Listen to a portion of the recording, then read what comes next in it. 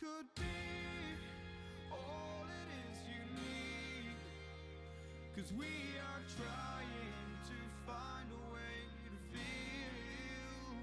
If I could sleep, I'd dream of what we'd be, but I can feel you slip further from me. Oh, it makes it hard to be when you are all that I want but don't have. And I'll run into the sea, follow this heart that escapes me. It escapes me, and I'm lost. Forget me, all I was and become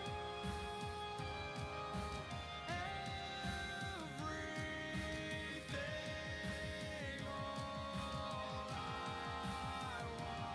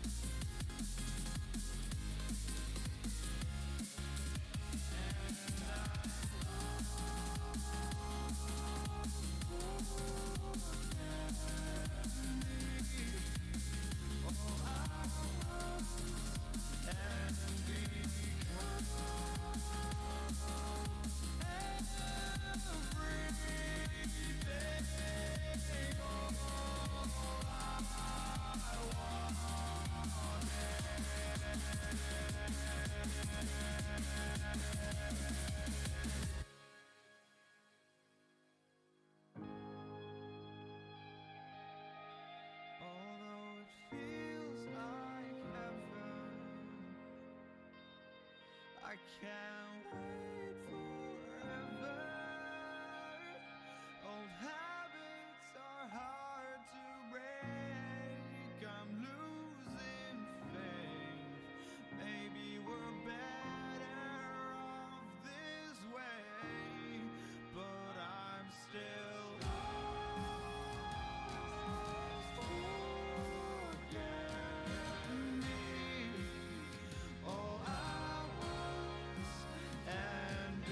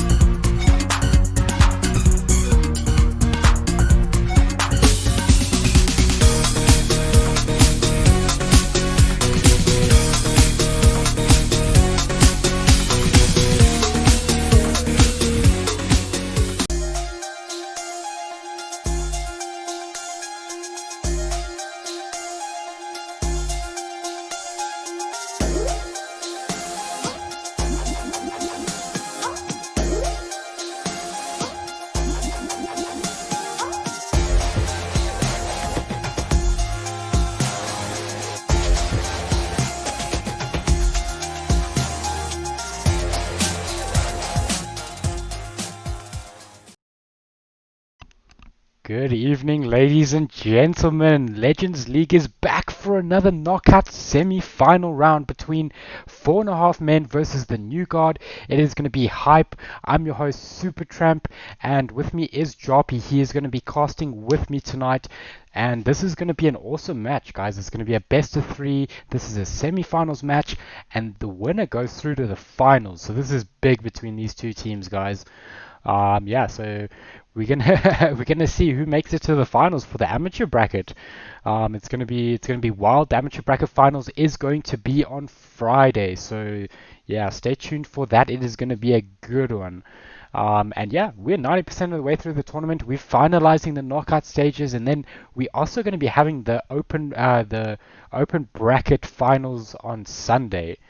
So stick around for that. We also have some matches on Saturday. That will be the open bracket knockout stages, the semi-finals.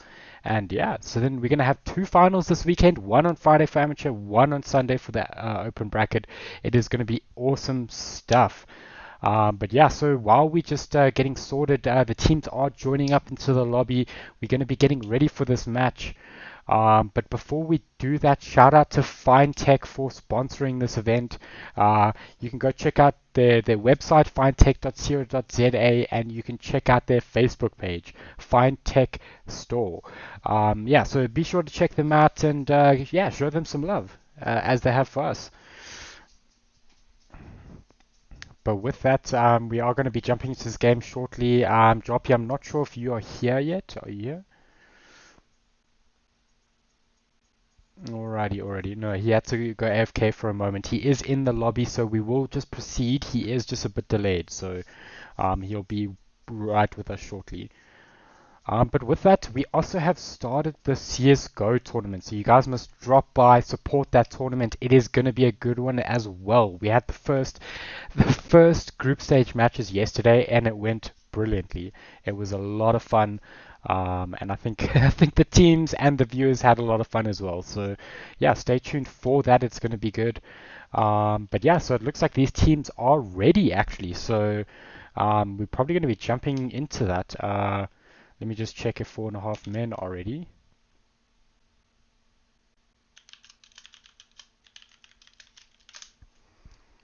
Awesome stuff. So this is a knockout match, 4.5 men versus the new guard. Best of three. Winner goes to the finals, loser goes home. So everything's on the line now.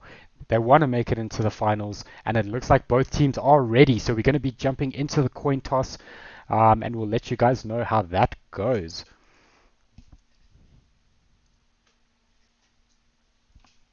Awesome stuff. It looks like the new guard have won the coin toss, so they are going to be choosing either side or pick.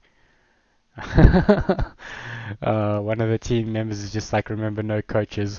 That is correct, no coaches in knockout or in finals. And it looks like the new guard have chosen second pick, and 4.5 men have responded with Radiant. So we're going to be jumping into that match very shortly. In fact, we're going to be jumping into it now quickly.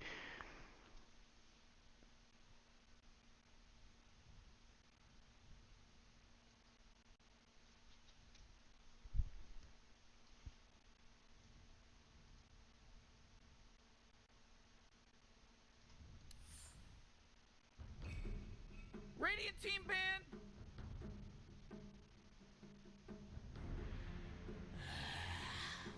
Dire team band. Awesome stuff, guys. We are in it. This is the first match of tonight's matches between 4.5 men versus the new guard. Let's see who can bring home the bacon between these two teams. But yeah, so we're going to be having Radiance for 4.5 men and Dive for the new guard. Let's see what they can do. So we do kick it off with a Venge ban from 4.5 men. So we'll see how it goes.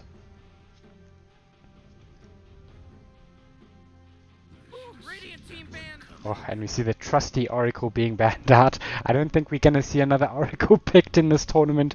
He is just getting first phase banned every single time. But rightly so. The hero is insanely good right now.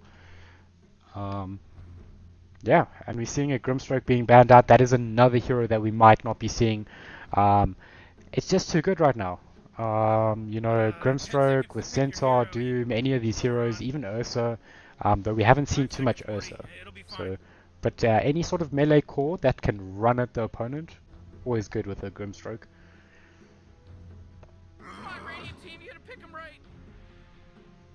Awesome stuff, and we see a Void getting banned out. That's an interesting one. We've seen some some Void Spirits. Faceless Void. Apologies.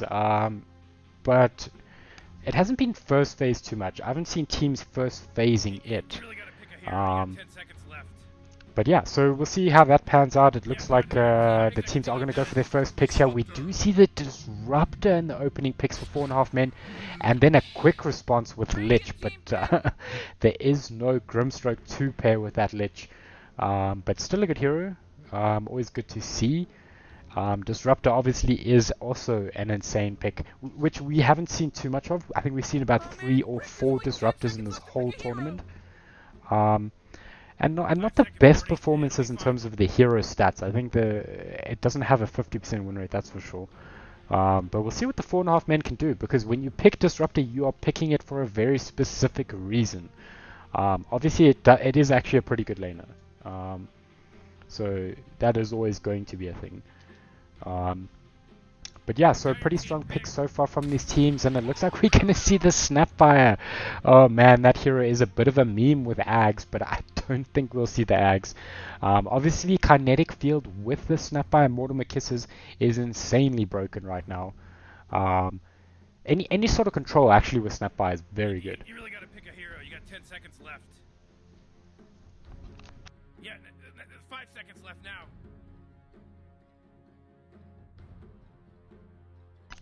But awesome stuff. So we're going to finish up this first phase of picks with the new god. What can they do to respond to this Disruptor Snapfire pick? Ooh, Radiant team band. We do see they pick up the Axe. Now that is something we have seen quite a bit and has an insane win rate right now in this tournament. Notably ZA Legends having some incredible games with the Axe. So I like that pick. I'm a big fan of that. Good control. Obviously it does combo pretty well with Lich. Ice Armor on Axe is amazing. As well as the call into Lich ulti. So we'll see how they can combo that. So both teams actually coming out with pretty strong combos out of the gates. They don't want to lose this match. They want to bring it all. And it looks like we're gonna get it. But yeah, so let's see what they decide to do. Marco is drafting 4.5 man and Iceman for the new god. So a bit of a mental warfare going on right now between these two. But yeah, so we see Monkey King getting banned out. Yeah, Monkey King would have been kind of interesting versus Axe, but obviously the pure damage is pretty good. They obviously don't want it against whatever they're going to pick. They also take out the Anti-Mage, which has also had a pretty strong performance this tournament as well. Though it's more banned for sure than picked. We do see Ember and Naga getting banned out. Now those are heroes that we have not seen in this tournament a lot. Especially Naga. I think there hasn't been a Naga pickup so far. Ember we've seen once or twice, but not a lot of Embers. 10 seconds to pick your hero, you moron. You better pick your hero. 5 seconds. So we'll see how that goes down. It looks like they are into the reserve time. Needing to pick up this last ban for this phase. We'll see what they decide to go for. It looks like it probably will be a core. Most teams use those slots for core bans, specifically for position 1 bans. Oh, Dire team ban. But awesome stuff. They take out the Magnus. Now that is a hero we've seen a lot of. And funny enough, Lich and Axe both enjoy playing with the Magnus. Just both benefiting from that RP, the reverse polarity. And we see the Dazzle being picked up, and they can't pick Axe now because they have Axe on the new guard side.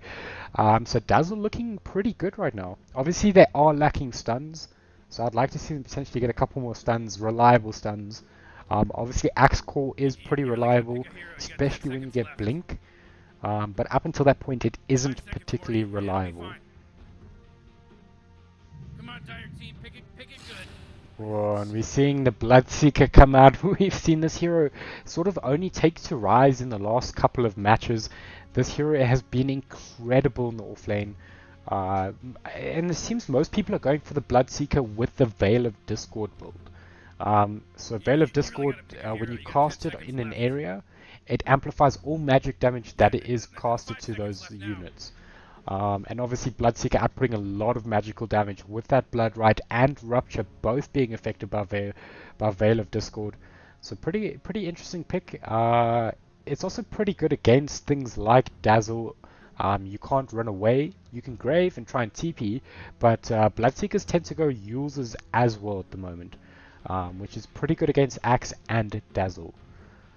So I'm a big fan of this pick. I think 4.5 men have been leaning to this Bloodseeker quite a bit, and I Come on, think it Radiant team, definitely is pick a looking partner. good at the moment.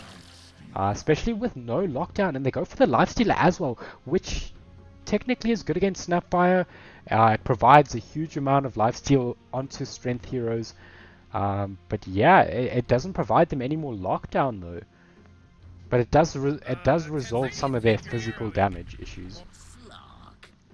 Oh man, they pick up Slark. Slark's an interesting one. Slark suffers to Axe in lane, but Slark does very well post the laning phase versus Axe. When he can build up some of the Oh man, sustainability you guys have items like like 5 Echo seconds left to pick Saber, a hero. and potentially even just those 5 status seconds, buddy. resistance It'll be fine. items like Sanjin Yasha, Satanic. But yeah, so very interesting pick coming from 4.5 men. Obviously, they are a little bit greedy right now. I think they need potentially some more reliable stuns.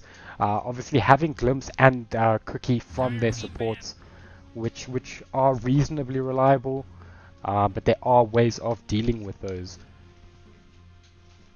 Radiant team ban. Awesome stuff, and we're seeing the Arc Warden being banned out and the Invoker. I think Dire we've team seen ban. some huge performances from the Arc Warden in the early stages to the tournament. It seems to have fallen out of favor in the sort of edges of the tournament as we sort of hit the knockout phases. Um, 10 but yeah, seconds to New pick Guard your responding hero. with You a Void Spirit ban. I moron. think that is pretty good. Obviously, they do Yeah, have there's Rage 5 against seconds that in left the now. Lifestealer. But their supports would get absolutely destroyed by a Void Spirit, so I'm definitely happy with that ban.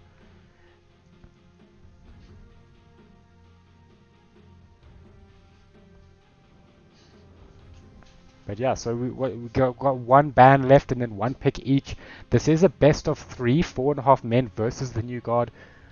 So we'll see how Come this on, Radiant pans team. You out. gotta pick him right. The teams should be able to figure each other out after game one and potentially adjust accordingly into game two and potentially game three.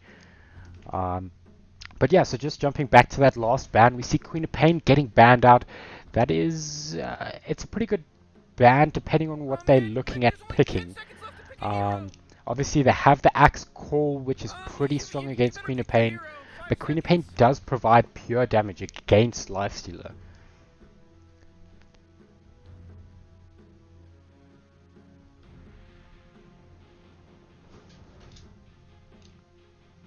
Dire team pick. Awesome stuff. 4.5 men pick up their last turret is going to be the Death Prophet. Very interesting pick, a hero that can tank up. Um, and currently they don't have the best ways of dealing with the Death Prophet ulti. Uh, Death Prophet ulti doing a lot of damage, it's huge amounts of physical damage. You really gotta pick Good a hero. tower You got push. 10 seconds left. That is something that both teams are actually lacking, 5 seconds, is buddy. that It'll tower be push. fine. But obviously 4.5 men deciding to resolve that issue with the Death Prophet. And obviously a very solid laner, especially when you don't know what you're going to be facing in lane. Admiral Oh, and they Kunkka decide to go the here. Choose your Kunkka. hero. Are we going to see some mad splashes? There's that reliable damage and stun for the New Guard. And that is it, guys. We have the drafts for game one. It's 4.5 men versus New Guard. This is to see who is going to make it into the finals on Friday. So, yeah, lots of hype for that. Joppy, I see you are there. How's it going, man? Good evening. Yeah, I do apologize for the short delay. I just had to tend to something quickly. I am here. Not a And I problem. must say, I'm enjoying the draft. So, a Yeah, lot of magical damage, a lot of physical damage. That Kunkka pick that New got picked up last. Honestly, I did not think of a Kunkka to fit in their draft, but I mean, it fits the draft super well, especially with the axe and the dazzle. I like it with the axe. I think it also gives them that reliable stun, and I'm not a huge fan of it against Death Prophet, but Kunkka can come back by taking those jungle camps. No, definitely. And one thing that is super strong in this meta at the moment is the fact that if Kunga can get an X off, it just sets up an X call easier. So if you can get an Yeah, X on that crucial hero, I mean, as in the Bloodseeker or in the Death Prophet, and you can get a call then from the X to follow that up, they do have enough initiation and follow up damage, to maul one of those two heroes down. So 100%. thoroughly enjoying New God's Peak. And I'm interested. I'm interested to see this lifestealer potentially jumping into Axe, and going for those crazy calls. Um, but yeah, so it looks like we're going to be jumping into this match. We have the teams gearing up to take this match on. Joppy, do you want to take us through the interruptions? Follow my lead. I will definitely take us through the interruptions. So, oops, sorry. On the side of 5.5 men, 4.5 men, sorry. 'Cause There's an I read extra one. Marco, I read Marco and I saw the 5 and I just got bit Yamakan. Anyway, so PMA Marco 1 will be playing the Snapfire. We have the one playing on the Death Prophet. Roasted Bacon XD is playing the Slug. Viva Trade It GG. Alright, so I wonder what Trade It GG is, but anyway, whatever it is playing the Disruptor, and then we have the Pop Courage playing the Bloodseeker. Awesome Yeah, I'll just stuff. continue with the interruptions after all this. That will spamming is finished. So on the side of the new god, we have D Hanu playing the Dazzle. We have Pora07 who will be rocking the Lifestealer. Iceman is on his most notorious Lich. The name fits the hero so good. Ammo is on the Axe, and then Apoc B will be rocking the Kunkka. Awesome stuff, and it looks like we are going to be seeing this Kunkka versus this Death Prophet. I think Death Prophet should have a good lane here. Obviously, Spirit Siphon is insanely good against these strength heroes. On, baby. No, definitely. I mean, and what's nice about Spirit Siphon is percentage-based damage. So the longer this goes out, the tankier they get. The more damage it does. And if I do believe, if you Spirit Siphon Lifestealer, sorry, before he activates Rage, he still goes to Rage. It doesn't stop. I think you're right. I think you might be right. Because I think that's the way it works with BKB as well. Yes, it still goes through. So you have to activate it before the spell block is, or the spell. That is actually spell block, because that is what BKB offers you. Yeah. Magic immunity. Magic immunity. Yeah. There's the word we're looking for. But awesome Oh. stuff. It looks like Kunkka doing alright in that lane. What do you think about this Slark pickup against Axe? It's a bit of a double-edged sword, this one.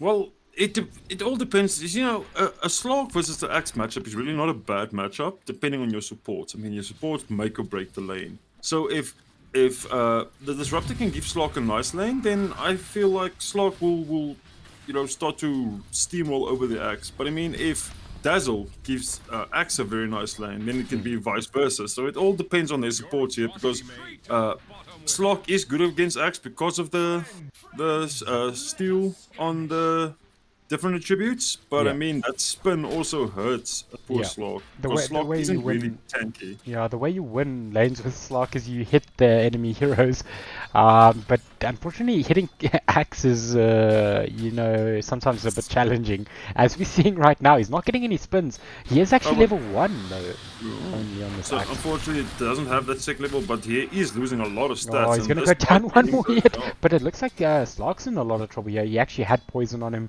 but it did actually go off. Yeah, and that is without using Dark Pact. Roasted Bacon was aware that he doesn't have a lot of HP, and he didn't want to sacrifice some extra HP just to get the battle hunger and the poison off, the poison touch off. So Yeah. rather just opt to back. But I feel if he would have committed, he could have gotten that kill, but probably would have died also because of it. Yeah, he probably would have died. Obviously, he does have more. Axe has more movement speed, but potentially could have picked that up. And in fact, we are seeing Marco in a lot of trouble here. Does throw out the cookie. He should actually be able to make it out. In fact, Lifesteal is the one that looks like he's in a lot of trouble. It looks like Marco is going to go down. There's the open wounds, and he ends up going down. But Bloodseeker actually has a point in thirst. Potentially could pick up Lifesteal here. Does juke the blood right though. So yeah, well done to the Dire there on the side of the new guard. And I actually like that cheeky taunt he did, like not Oh, man. today, bro, not today. Yeah, just a bit of a meme, dude. Definitely, but okay. So we see this Bloodseeker is gonna go develop the squad build again. Yeah. We saw that being gone by Vulcan Esports the other evening, and it worked really well for them. Is that a build that Bloodseeker goes nowadays? Yeah, Because of how they changed him. it seems like that's the only build right now. just purely based on the fact that he does so much magical damage right now. And I kind of like it a lot this game. You have your Mortimer Kisses that do magical damage. You have your Disruptor ulti and all of his spells. Plus, you get the Carrion Swarm from the... Well, not Yes. the Carrion Swarm. Oh, we're going to see a Crypt courier Swarm. going down here. Viva just not noticing that the Axe is potentially behind his tower. But yeah, Axe is playing super aggressive here just behind this tower.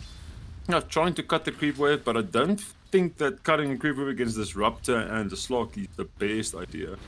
Although... Ooh, we're seeing first blood going down in the top. Oh, wait, sorry, it wasn't Second- first blood. second blood. Second blood, there we go. But Lich going down is might have just been caught out of position there. Bottom with you. See, and that's the thing with the Snapfire Bloodseeker lane, is the fact that Snapfire does enable you to close down that gap that you potentially might have. And I mean, Bloodride has such a huge AoE, and it does pure damage. So Yeah. both those heroes dishing out a lot of damage. If you get caught off guard, I mean, you most probably dead, especially if you're a Lich. Wait, so Bloodride is pure damage. Bloodride is pure damage, yes. So it does. That means Veil does not affect it. Oh wow, I thought that's why people were going Veil. Okay, so I just learned something new. Wow. No, that's why I wanted to ask. If you pick up Veil, doesn't that mean you have to pick up a mandatory Radiance? It feels like it, but maybe it's just. I mean, Veil gives you a bunch of stats. And if I'm not mistaken, it also gives you some armor. Radiant just Oops. fortified their stronghold. Let's have a I quick do look at believe it. it does. Yes, it does, because you do pick up a ring of protection for it. Yes, so 4 attributes. Wow, it only gives you 4 attributes. That actually doesn't feel particularly good. I'm actually confused as to why people go that build. Well, that's why I say, because the other night when we were watching Vulcan Esports, I had the same question, but then I thought to myself, oh, let me rather not ask, I don't want to sound like a noob. I don't know, I'm feeling like a bit of a noob because I do not understand this build. Obviously, Rupture is also pure damage. Wait, Oh, no, no. Veil must buff pure damage. It must do, right? Otherwise, it just completely doesn't make sense. No, as far as I understand, that Veil only costs 600 radius blast that cause enemies to take 80% increased damage from spells. Okay, so it Yes, doesn't. Yeah, so any spell that you use, basically, then. Yeah, so it doesn't give you... We're actually seeing a boat on to mid. It looks like Death Prophet did get this boat siphon on, but is in a lot of trouble here. But it looks like Kunkka actually just able to out-trade this DP right now. No, well, that is what the power of the Tidebringer. I mean, Tidebringer has... Okay, it's only on a 7-second cooldown. I was going to come to a 4-second cooldown pretty soon, and that's the extra 100 bonus damage, and that is Yeah. what makes Kunkka a lane dominate. The fact that, you know, you can just spam Tidebringer, and Death Prophet isn't really somebody that likes to buy regen items. She wants to buy items that just make her a bit more tanky and more overpowered, so she can just start steamrolling. Oh, we're seeing initiation onto the one. He is super low, but Kunkka's diving for this. Is level 7, so has that level advantage. In fact, this lifesteal is also just having a bit of a free lane. Level 6 as well. Oh man, Oh. having good lanes so far from the side of the new guard. No, I mean, it seems that Lich has opted to go pool because he knows for a fact that he can leave his Lifestealer alone in the lane, because Lifestealer does have the ability with the Feast to regen his AP back, and we Yeah. know that Bloodseeker does become a bit more tankier as it goes on, so he's just gonna be able to lifesteal more HP from it. I mean, Yeah, as we can We see, see him- he's not even losing any HP. In fact, he does rage and open wounds. But yeah, the cookie is there, and in fact, they're still trying to chase this. But yeah, no. no. They shouldn't be able to kill a Bloodseeker, unfortunately, but they can potentially just free farm the wave, which is what they're doing currently. And we're actually seeing a Death Prophet ulti mid, but it is level 1, so it's not a particularly lot of spirits right now. No, and unfortunately, she has no creeps there, so she can't really even push the tower, and that is her ulti finish. Yeah. And bot lane, this poor Slog is on. Does have level 41 6. HP. Yeah, Oh no, it does no, half a level away actually. So Lifestealer is actually doing super well. Oh shame, we actually see that the Death Prophet can't get the D ward there in time. Oh, was it denied? I think Kunkka killed the ward as Death Prophet was trying to kill their ward. Oh, okay. I see. Yeah, it's That's an what it alpha. seemed like. I caught the tail end of that. And Fortunately, that is the second rune going to Kunka, though. We haven't seen Death Road pick up one rune, so she hasn't been able to leave a lane. Yeah, unfortunately not. Sitting with very low mana right now. Has 0 bottle charges, as you mentioned. So yeah, bit of a tough one. Obviously, should be fine. I don't think she can die to Kunka, unless she's very caught out of position. Yeah, I'd actually just like to see her fly out some more regen. I mean, 2 or 3 clarities, while you're farming the wave under your tower like that, you just regen some HP. So we see Viva's career going down, but it looks like Dazzle's in so much trouble right now. They were actually diving, and it looks like Slark's going to come in here and pick up the kill. So that's level 6 and a permanent agi. So yeah, pretty good start for him right now. Well, if you had to measure him up to the lifestealer who was sitting on 51 last season and the Slog sitting on 34, it's not really. It's a huge margin, but I mean, Slog is one of those heroes that he can catch up very quickly. He has very nice catch-up mechanics, especially with the Dark Pact. And I see he took so Apecock down the Death Prophet with the help of Leech Mid. Yeah. So just rotating there and securing that kill. Obviously, Boat was expended and Torrent, and I'm assuming all of his spells. But yeah, so like you mentioned, there is a bit of a deficit between these two heroes, but they do have level 6 on Slark, which makes him so much better against Axe. But we'll see how he decides to play this lane now. The only thing that I don't like with the whole Axe Slark matchup is the fact that even if Slark just activates Shadow Dance, Spin still goes through it. So potentially could negate the HP heal, but I mean, Shadow Dance is such a good spell. Looks like we're going to see Viva potentially going down. The leap is, unfortunately catches the axe and they're unable to get the dazzle. But yeah, so very good pickle from them. In fact, they're turning onto the Slark, but Slark has already got like 16 agi, so he's going to absolutely hurt. But the dunk is there and the TP comes through. In fact, he was TPing to his tier 1, so he cancels that, but really well done there. And in fact, we're seeing more action in the top lane. It looks like Bloodseeker is going to rupture the Lifestealer, but he should be able to pick up this kill, but Death Prophet's here. And it looks like Lifestealer just jumps inside of the Lich, and they're going to turn their attention onto this Kunkka. Unfortunately missing the blood right, so they might not pick up this kill either. Oh, and we see, actually, yeah, so things looking a little bit all over the place there for a moment. No, the thing is, Kunkka he's a bit tanky. He did pick up a bracer, early bracer, with a full magic wand, so he's pretty tanky. And then the Slark takes down the poor Dazzle. Yeah, that's another permanent agi to the Slark. As much as he hasn't been last hitting particularly well, he has been fighting well so far. Sitting at 2 for 1, not bad, not bad. No, I mean, he does get a bit of extra farm from those skills. I actually just want to check the net worth quickly, and it looks like, okay, well, Slark is almost 2k net worth behind the Lifestealer. Lifestealer is building towards his Deso. Do you think that is the counter to Slark? Because I mean, Slark has a lot of armor, especially once he gets stacks up.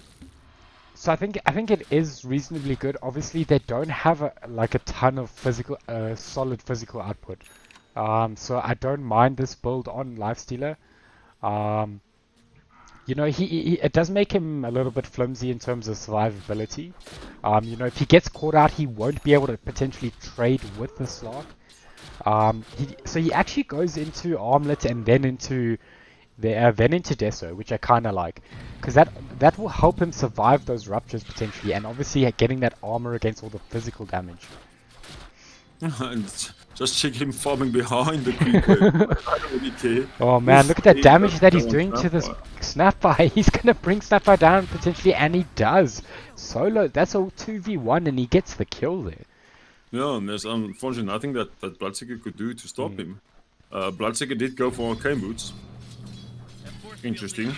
Yeah, I haven't seen that before.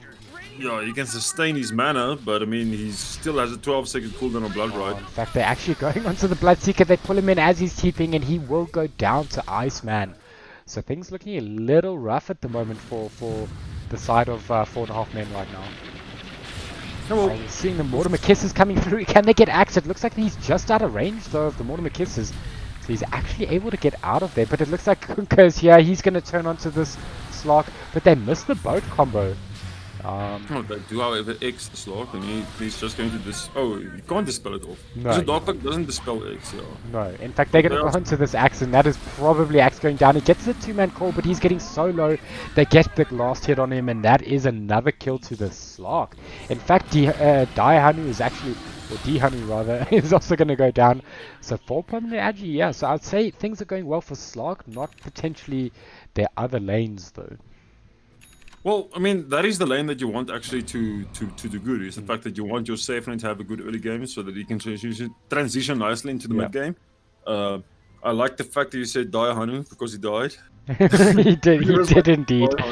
Oh man, in that scenario he was Daihanu, but for everyone that's watching, it should be Dihanu. But for now we call him Daihanu. Yeah, until he stops dying. Oh man. Support, eh? Life of support. Oh, but this leech has been stacking camps. Okay, let's go check it out. Oh wow, okay, yeah, no, he's been busy. He's been a busy support. I like to see it though, because his lifestealer has been having a really... Oh man, Marker almost getting taken down by the DD Kunka with that cleave. I don't think the Kunka even expected that, because he could have potentially X'd him and torrented him. No, well, Kunka does have Shadow Blade. You could even just chase him inwards though afterwards. But not realizing that he's gonna do so much potential damage onto the Snapfire. And so far the supports from 4.5 men have been, I don't know what the correct word is, but they've been chopping off a little bit. Well, we see Viva has been stacking his, doing a bunch of stacks for his potentially a Slark or Death Prophet. So both these teams prioritizing stacks, which I love to see. Well, it's something that we don't really see a lot in the, or haven't really seen a lot in the Legends League. Is, you know, man. Dazzle TP'd right into 3 heroes. In fact, they spot out the Kunka. He is Shadow Bladed though, so he should be able to get out of here. But they do rotate in a huge amount of the heroes, and it looks like Bloodseeker might be the one that's paying for him. We see Axe actually has the Blink Dagger, so he should be able to get out of here. I mean, he should be able to potentially pick up another kill. He does run forward, does get the double call, gets glimpsed back, so both those heroes are running straight towards him. But Slark is here, and it looks like they're going to man up onto this lifestealer. A huge Mortimer Kiss is coming through, and that is a lifestealer going down to the Slark. Actually, Viva picking up that dominating streak. And that's an extra 490 gold going straight to the support. Yeah. So we better see some awards, otherwise we're going to have to send some angry email. Oh man. I'm pretty happy, you know, if he picks up that early glimmer or something. I think, you know, it's a good way to survive again. They don't have, remember, they don't have too many like reliable stuns. You know, if they commit X, they've committed X. If they commit call, that's it, you know. Obviously, Lich does have Sinister Gaze, but it's, you know, it's not the best. Like, if you get Glimmer off and then get controlled, you will probably survive. No, definitely. Sinister Gaze, as far as I understand, is also a root. So no stuns really on the side of the new god. And you know, I'm questioning this Bloodseeker pick, or not really the Bloodseeker pick, but the Bloodseeker item build at the moment, because he's going for the Eels next. Yeah, looks like he's in so much trouble. I kind of like Eels against Axe, just because when he calls someone, you can use him to stop the spins. But it looks like they're just getting run over a bit here. They're losing 3 heroes right now. That's a triple kill onto this lifestealer. That is his Deso picked up, so he is super farmed right now. Yeah, things looking a little rough. He is currently 3.3k ahead of the Slaw, so you know, I actually want to see them capitalize off this. I want them to see them push a objective. I mean, there are 5 heroes alive, and they resort to just going back to farming just to try and keep that forward momentum. They are 11k ahead in net worth, which is actually quite shocking. Yeah, for a 7-12 game, that's not. I mean, that's a lot, right? Because 7-12 is not actually that. Huge of a margin. I mean, you know, it's not. But the thing is, their last hits are what are carrying them right now. We see Kunka's on 170 last hits. I mean, Slark is on 72, and that's their highest on the Radiant right now. Yeah, it's rough. Another thing that I've also noticed is the fact that it's only 18 minutes in now. So the Dire do have a team that once they hit very early timing, so they can capitalize off that. Where is to Slark needs 2 or 3 items before he can really become a force to Yeah. reckon with. And I mean, we saw just the other night in the Casters Cup, you do not just write off a Slark. Yeah. No, in fact, looks like I'm going to see the lifestealer being TPing out, but they are going to potentially lose one hero. Can they stop him from TPing? No, that's... Oh man, he gets out of there. Just not having the leash to stop him from TPing. Unfortunately, he did use it to initiate, and Yeah. that gave Dazzle or Dihanu the ability to TP out. Yeah, there he was Dihanu. There was Dihanu, he wasn't Dihanu. Yeah, Previous he did fight, not die. Dihanu. Oh man, awesome stuff. But yeah, so things looking a little hectic. Maybe 4.5 men just need to slow things up. They are getting their timings up. We do see a Yules on the Death Prophet. Has gone for phase boots as well, just for that mobility against potentially Slark and Kunkka. But yeah, so that we are seeing an Echo Saber being brought out to the Slark right now. So I'd like to potentially see them use some of these timings, maybe go for a cheeky smoke play, look for this lifestealer maybe. But yeah, so I'm a little worried. We do see, in fact, we see the Kunkka being smoked up. They smoked up, and looks like they're gonna fight. We're seeing a bunch of ultis being popped immediately. But look at the lifestealer axe core. We're just seeing dunks all over the place. In fact, this is looking super rough right now. That's a triple dunk. Oof, oof, oof. Oh man. Backlines, and there was 3 heroes surrounding him, so he had nowhere to go. The timing there was super unfortunate for 4.5 men. They got caught when they were grouping up for a smoke, so they just got called right on top of that. And Kuko was just in the right position at the right time. 100%, and he is also looking pretty farmed with this Shadow Blade and Crystallis, almost having that Daedalus, so that damage from him is going to be insane right now. No, what I actually like is the fact that the Axe got a bit of edge, because he did get Blink Dagger by 11 minutes. Because of the lane he had. I mean, Slark, Axe lane, none of those 2 heroes actually shut each other down to farm. The Axe is actually behind them, and they're actually initiating onto these heroes, but the Axe does only call one. He does have Blade Mail though, but he is actually being caught out here right now. But can they bring him down? It looks like they might actually get him. The glimpse is there. He comes down, but the Mortimer Kisses are coming in. Lifesteal is just absolutely running through them though. He's doing so much damage. And it looks like, oh man. Looks like the Dazzle's going to get out again with that TP. But they don't actually bring down this Kunkka, which would have been a huge kill for them. But a beggar kill might be this Lifestealer if they can do this. There's a TP. It looks like they're going to try bring him down, but he will just get out. Yeah, fortunately, that did have the rage, and he could rage TP. So it would have been nice if they could have picked up the kill. Maybe, just shifted a bit more to their side. But yeah, it looks like a really rough game for 4.5 men at the moment. The core's still sitting under 100 last hits, and it's 21 minutes in. But I think that fight wasn't too bad for them. It could have gone a lot worse. Obviously, they brought down the Axe, which was a big one. He had just gotten a triple kill that previous fight, so he would have been worth quite a bit. But losing the Death Prophet, I mean, Death Prophet does have Yules, is going BKB next. That is a pretty good timing, but they have a reasonable amount of stuff that goes through BKB. Obviously, Lifestealer doesn't care too much about it, and Axe doesn't care about it. I do believe Cole goes through BKB. It does go through, and his ulti as far as... actually, his ulti doesn't go through it.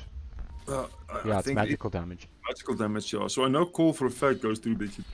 But I mean, Death Prophet has only been building defensive items, and we see that the Bloodseeker has also only been building defensive items. So, does it really have that damage output that they should? I mean, there is a veil.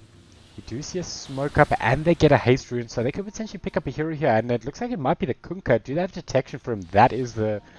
Oh man, the Shadow Blade comes in. They do see him in mid lane. They are actually going to miss the entire team as they are rotating through their jungle. Which they should be spotted out right now. And in fact, I'm not sure how they do this because their smoke is going to run out right now. And in fact, they are going to go into Kunkka. They rupture him and then they get the veil off. But the boat is coming through, so they're going to have to be careful. Oh, and in fact, the Lifestealer's onto the backline. He brings down Grimstroke almost immediately. But it looks like they should be able to bring down this Kunkka potentially.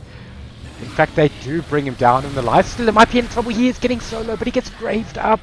And in fact, they bring down 3 heroes, potentially 4, finding the Disruptor in the backlines. And it looks like Snapfire is the only one that's going to survive that. And they tried to pick up the last kill on Lifestealer with those modern kisses, but unfortunately, the Lifestealer was just a bit too fast. And, I think this is where fun of men get together like, guys, okay, what we're doing is not working, let's try do something else, because this is the 3rd time that they've tried to initiate in a team fight and it goes horribly wrong. So somebody to just be like, all right, bros, what we're doing is a no-go. Let's try and split the lanes, try and keep it push, all that kind of stuff, because at the moment they're not really pushing out the lanes.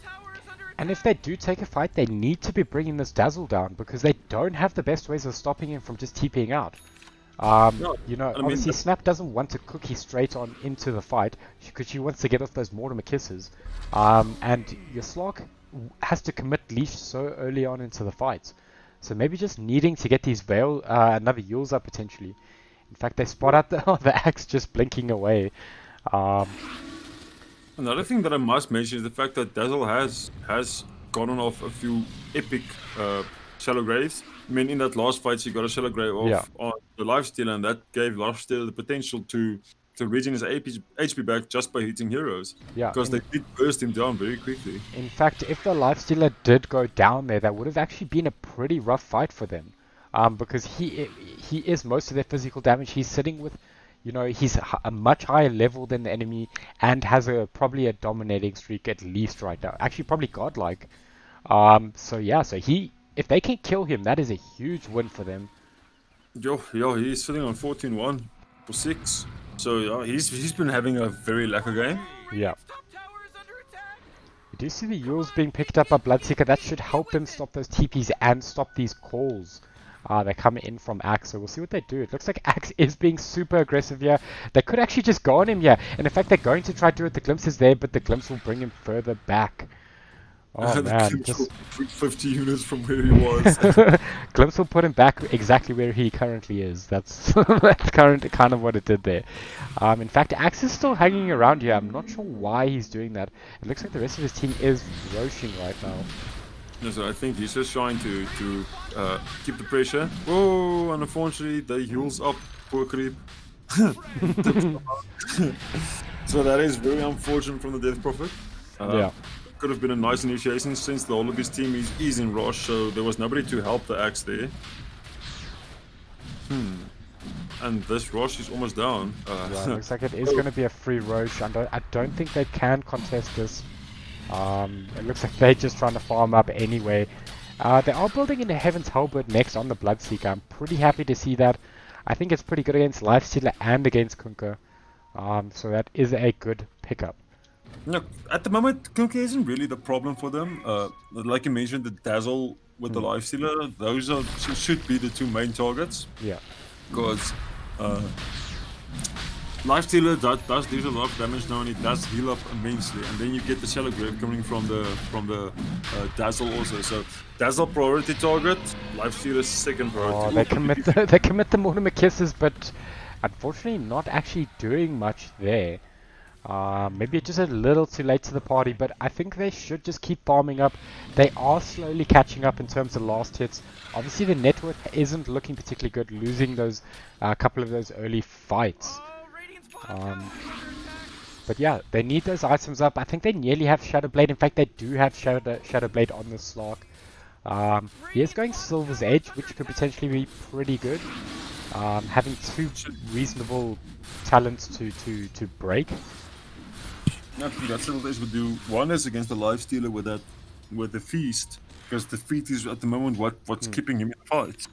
100%. And in fact, it's why they can't actually just man up to him, because in fact he's got an Abyssal already. I didn't even see that pickup. I mean, that is insane.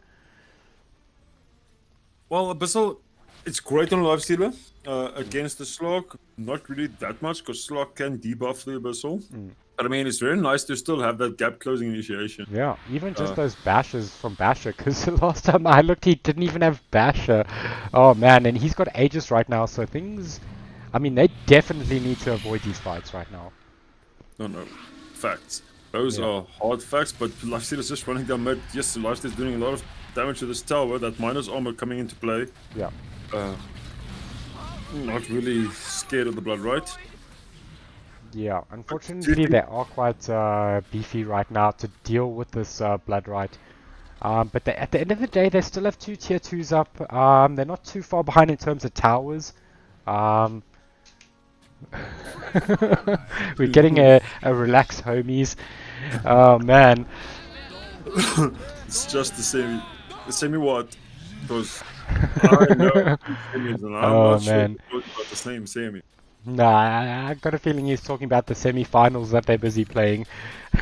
Oh, okay, so then I got the wrong memo.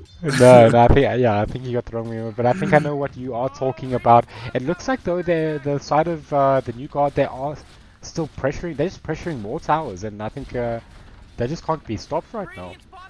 No, well, that they're doing a lot of work to these towers. And I feel like what they're doing is correct. Just playing a bit of a turtle and just keeping the slug outside the base just to continue farming. He Yeah. does have his full bridge now, so he can build towards his basher. In fact, it looks like So they're going up onto high ground here. This might be where we see the game either change or end. We've seen a lot of teams struggle to push high ground. There is a glyph committed, so we'll see if they stick around here. yeah, they should just be careful because this tower does give a lot of regen and a lot of armor. So Yeah. might not be the best idea to fight uh, into this kind of tower armor. But I mean, if they feel that because they do have ages, so they have a second life on the lifesteal. So if they feel that they want to go high ground, then might as well. We do Sukunga just X tipping out just to keep the top lane pushed in because he Yeah. knows the stock is in the vicinity. Yeah. And Slug is working towards that bash. It looks like they are going high ground, but they have reasonable defense against his lifesteal is actually jumping in all the way into their base. They're trying to defend this disruptor, but he's going down so quickly. And it looks like they are just going to try back out. There is a Death Prophet ulti committed. It looks like the Mortimer Kisses has been committed as well. Oh man, Slug almost going down there, but it looks like he will go down, and yeah, that's a 2 for nothing so far, and they haven't even committed this Aegis yet. In fact, Dazzle doesn't even want that to happen, and Axe is just absolutely going ham here, picking up another kill on this Bloodseeker. Yep, and that is almost the end of the Death Prophet ulti. That is actually the end of the Death Prophet ulti. And we Oh, still man. see that this lifesteal is just running after Oh, the... the game's just pulling him straight back into the boat, and in fact, that is 3 kills and potentially a 4th one, but a huge disruptor ulti coming in to potentially save the Death Prophet, and that is Death Prophet dead, and GG is called. Bit of a rough match, but yeah, very well done to the new god for pulling off that game 1. No, well, it all came down to the fact that the lifestealer got a very nice lane beginning and Clark got an average lane. Yeah. So lifestealer could just, from the excessive farm that he got, he could have just capitalized on that and moved forward where Slug had to physically go and find farm. So actually very well played from both teams. Well done to the new god on this victory. Because I feel those draws were actually pretty evenly matched up. Yeah, I think those drafts were pretty easily matched, but at the end of the day, I think they just maybe the Bloodseeker Snapfire lane wasn't good enough. Just obviously Lifestealer just snowballed out of control. The thing is, I don't really like the fact that you go a magical damage build against the lifestealer, just because lifestealer does have rage, so he can dispel basically almost any spell that is casted on him. Yeah. And I mean, he's like I mentioned, he's one of those heroes that doesn't really care for blood right because he's naturally tanky. So even if he does run into a blood right and he's silenced up, he's just going to stand and hit you and just regen his HP back anyway. 100%. And unfortunately, they didn't have any way to stop the Dazzle Graves. I mean, it did so much work there. Dazzle was 0 and 4 in that match, but had such high impact throughout the entire match, in fact. Look, definitely Dai Hanu. Every time he was not Dai Hanu, or when he was D Hanu, he had epic grave save. Yeah. No, he definitely had a good match. In fact, as much as I want to say MVP, I think it's just still got to go to the Lifestealer. He just played such a good game. Everything he did was just clinical, right? He farmed efficiently, he fought to finish efficiently, and then he just closed it out by initiating the last fight there. No, and I was mean, always picking off supports. Sorry, I just want to bring that up. because he had the ability to get to the sports and they can't really stop him Mm. because of the rage. And what I liked about the last fight is he knew he had agency and he pushed under the tier fours. I Yeah, mean, he went to go fetch the supports under the tier fours. Didn't really care if he was going to die. Respectfully so, because he has ages. But I mean, yeah, he just got too farmed pretty fast and steamrolled from there. yeah. And that makes me excited for the next game because I want to It's see gonna what be good. they're gonna do now. Just to confirm, we saw the disruptor being picked by um the starting team was sorry, I just forgot 4.5 men, sorry, right? They picked the disruptor first in that draft. So So this is a best of 3 match, so there will be switching sides and switching picks. just not make the blunder I made and put the win to the wrong team. In fact, I'm busy trying to sort that out now. Um, it is a No, I do best of apologize for being a 3, noob. and it should be to that side. Okay, we'll see. When we get in the match, it's probably going to be incorrect, but hopefully it's right. Yes, so this is the New Guard versus 4.5 men. This is a semi-finals match, and the winner goes into the amateur bracket finals. So yeah, so it's a big match for both of these teams. Yeah, so they have a lot to play on the line for. Both of these teams do know that they're going up against almost said Vector Esports, going up against Uh, Spartan Esports, not Spartan, Vulcan, isn't it? Vulcan Yeah, Esports. Vulcan Yeah, Esports. Yeah. they're going up Um, against Vulcan Esports in the finals, yeah, and uh, the winners of the amateur bracket, do they play against the open bracket? Yeah. they do. So what's going to happen is on Friday we're going to be having the amateur bracket finals, and then the winner of that is going to play in the semi-finals for the open bracket. So they could potentially clutch out 2 wins.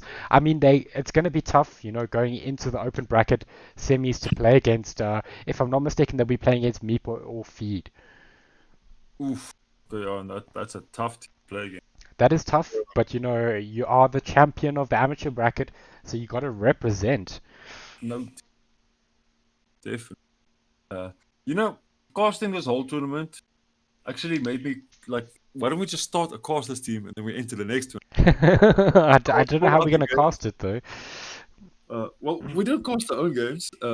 We get the teams that we cast for to cast our games. I think that will Hey? make great fun. I mean, we could look at doing something like that, but oof, I don't know, man.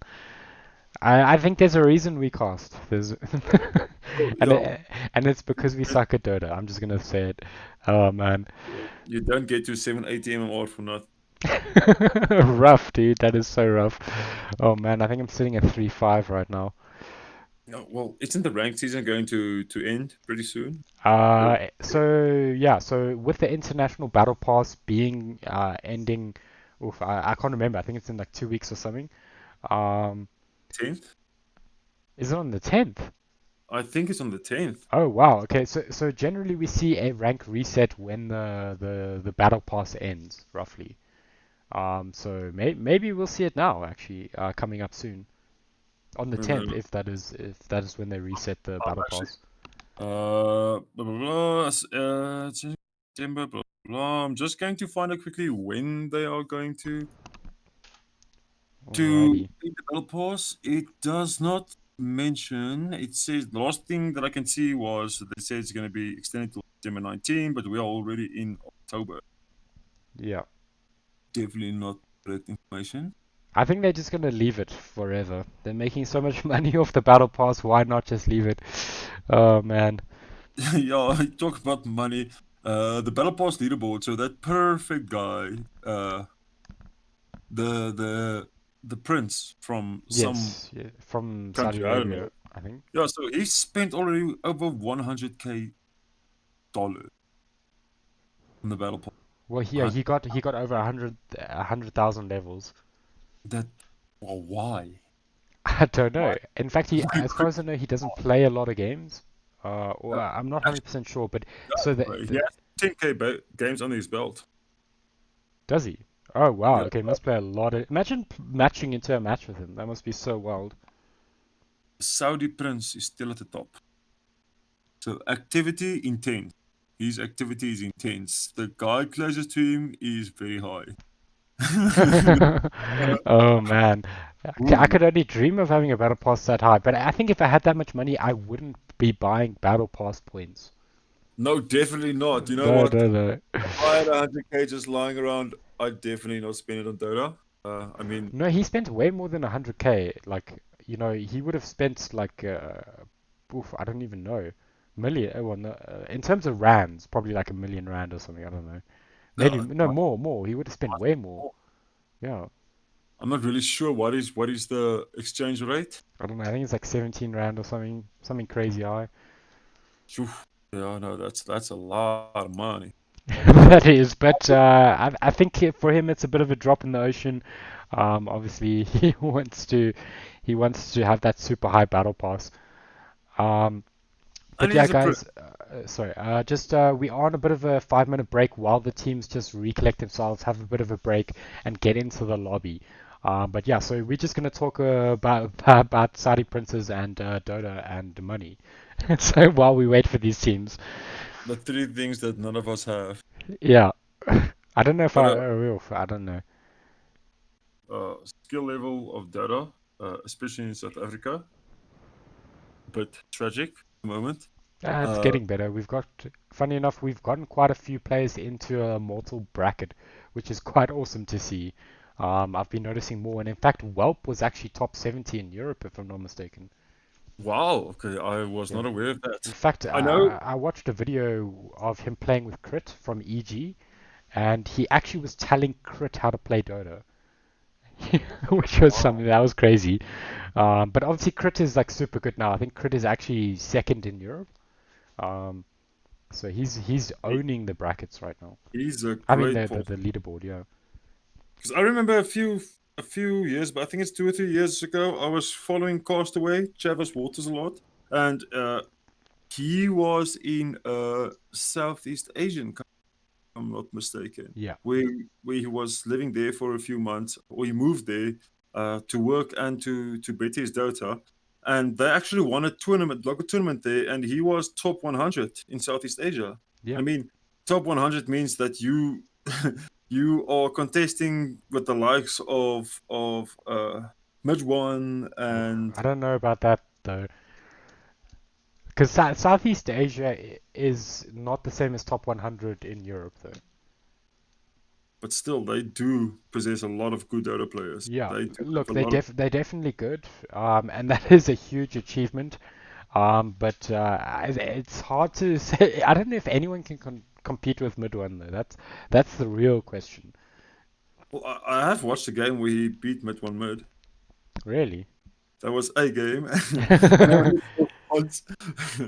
So yeah, well, I have a few friends actually that are in Mortal Bracket and that play against, especially in North America. I have this one friend that's in North America at the moment, and he plays with the likes of Sumail and BSJ. So he plays a lot All of their right. games because the skill gap between the Immortals and the rest of the community there is so huge. Hmm. So the if he searches for a game, most of the time he does draft with a pro player, and he says it's complete different Dota to be playing European Dota in a mortal Hmm. bracket, to be playing North American Dota. He says Yeah. North American Dota at the moment he feels is a bit behind the Europeans because European Dota is just it's on a different level. And I mean, so far we've only been seeing European teams dominating the scene for the past, I don't know, three, Hmm. 4 years. Yeah, I think the last top team coming out of so probably the best team coming out of North America is EG, but obviously they have a bunch of European players. You know, saying that's the thing that I don't like about the whole roster changes that every year. Uh, Hmm. I mean, I understand that you can't play with the same team every time, but uh, it's nice in the fact that they do bring diversity to the game because you get players from different regions that all play different sort of Dota, and then you can learn a lot from them and they can learn a lot from you. Yeah. Uh, but the roster shuffle also just kind of makes it uh, correct word in English, I'm not sure, but in Afrikaans is bietjie de mekaar. So you have these players that play good in their region and they're used to this type of Dota, and now they bring a different type of Dota to the community of this region, and that region's community isn't really very fun because you know that whole feud between North America and Europe has been going on for almost forever, where who's the best Dota region. So the roster shuffles is nice, like I mentioned. It brings a diversity, but it also creates a lot of enemies. I mean, it creates feuds that you don't really need. Yeah, 100%. But NA Dota was very good for a stage. I think it was Digital Chaos. No, wait, was it? Well, who was the team that actually what was his name? I know Sir Action Slacks was on their bench. Yeah, that was Digital Chaos, who ran in the finals against Wings. Yeah. So they were a team that went through open bracket, had to win that, then went through elimination rounds, had to win that. Oof. Then they had to play knockouts to be chosen for the internationals. And so they won the knockouts, and then they went through the lower bracket all the way up to the finals against Wings, where I think they lost to Wings in 3-1. It is what is that mid player that plays for Ligma? He was in that team. Weehaw. Weehaw. So yeah, that was Weehaw's team. So it was Okay. actually Action Slacks and Sunspan, that's it. And Sunspan, yes. It was their team. They started Digital Chaos, and Sir Action Slacks was on the bench. Back in that time, Sir Action Slacks was still a legend player, though. Really? Yeah, Oh wow. I think he's Ancient 5 now, if I'm not mistaken. I know he was Divine for a little bit. I remember you streaming that. But it looks like we are going to be jumping into this next match. It is going to be the second match of the series. It is the New Guard versus 4.5 Men. Let's see if they can take it to game 3, or if the New Guard can just pull off this victory. Well, the Oracle ban, already a very strong ban. I mean, that's here we've seen being picked up a lot in this Legends League so far. And Void, not really seeing a lot of Void, but we have seen a few games with Void, and all the games we've seen, it has been dominating. So 2 very strong bans coming from New Guard. Yeah. Obviously, Oracle being so, if I'm not mistaken, those were the same bans that they went for previously, and very very strong bans coming out from these teams. I'm not honestly sure about the whole Vengeful Spirit ban. I still feel like Vengeful Spirit is not really as overpowered in this meta at the moment. I mean, she does provide a reliable stun and she does provide a save, but ever since they changed her passive, she hasn't really been that strong as a viable pick in a lane. Ooh, but the Lich Grimstroke. So, unfortunately, they're not together. They are against each other. But Lich, we've seen, is definitely a strong hero in this Legends League so far. Ooh, I got a bit of a bug here with the draft, so I'm just gonna have to reload into this. I hope I can get back in. I should be able to. I hope so too. I can indeed. I can indeed. That was a lucky one. I had a bug where Grimstroke was super big on my screen. But it looks like I am back. It looks and they pick up the Snapfire. Wow, maybe just showing that they want to use the Snapfire and show them how it's done. Well, Grimstroke Snapfire so far a very funny combination in supports, because Snapfire doesn't really, or Grimstroke doesn't really enable a Snapfire.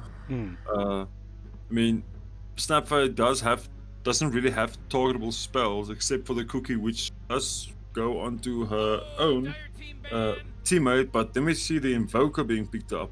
That's an early Invoker. Ooh, I don't know how I feel about that. I kind of believe that the Invoker is going to be played in the post 4 role. I don't think they're gonna play the mid Invoker. Invoker's not really here. You want to pick up this early in the game because he is easily counterable. He is easily counterable, but it is good against Snapfire though, so I kind of like that. And obviously Tornado is good against Grimstroke. But potentially Pulse 4, so I don't know. I'm alright with it. it just doesn't seem like it's that meta though right now. Well, I haven't been playing a lot of games where I had Invoker on my side because, like I mentioned, it's not really meta. But you do get those games where Invoker, just playing as a possible, just setting up the kills. If you have a very nice fast-paced carry with it, then it can become a very viable pick in a game. Mm. It all depends on which carry you choose. I mean, you can't really play Invoker with a Sven because Yeah. Invoker doesn't really do a lot for Sven. But I mean, you can play Invoker. Well, Alacrity is pretty good.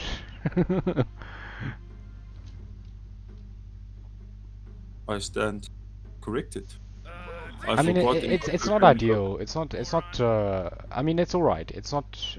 You know, I'm not a huge fan of Pos 4 Invoker at the moment, just because I feel like if you don't have like an insane start, you don't do much. No, Invoker has become very slow over the past few patches. Yeah. So funny enough, the Exhort build has picked up quite a bit. Obviously, Midas also getting a few buffs here and there. So yeah, we'll see what they decide to do. I mean, they could always just still put it mid, because right now I don't see why it wouldn't work mid. And I think the New God are expecting it to be possible, so they're not going to just outright counter it. No, definitely. I mean, there isn't actually a lot of heroes that do counter in mid, but you do get heroes that are the heavy meta now that does counter in mid. I mean, heroes like an Ember Spirit, Void Spirit, something that I like to play a lot, which counters Invoker heavily, is Arc Warden. Arc Warden, I mean, Invoker can't really touch an Arc Warden, and Arc Warden just removes half of Invoker's mid lane. Yeah. But Invoker's gonna have to force either a Force Spirit to take the Spark Waves, or he's gonna have to run through it invisible, which still lets him take the damage. Yeah. So it does look like we do see the Lifestealer being banned out, and the Axe and Dazzle, so they're just not having any of the last draft. They want the new guy to pull out some new stuff. So we'll see what we get from them. So far they've gone to pretty reliable picks. I think Snapfire and Grimstroke very good. But obviously 4.5 men picking up the Lich and the Invoker, those are also pretty good as well. We'll see what cores they decide to match with these heroes. I mean, there's still Sven in the pool. There's still... Oh, what else is there? Funny enough, Arc Warden is still there if they wanted to pick that up. I know it was banned previously. Ooh. I doubt this. Sorry, Joppy. Can you hear me? It's very soft. Oh, I do apologize. Yeah, my data started flickering, almost like those strobe lights. So I'm Okay. just starting data quickly. Okay, no problem. We do see a Night Stalker was picked up. I think we've seen 4.5 men go for the strat before with the Night Stalker. It is super aggressive and very strong, so he should be able to deal with the Grimstroke very well and potentially Snapfire as well.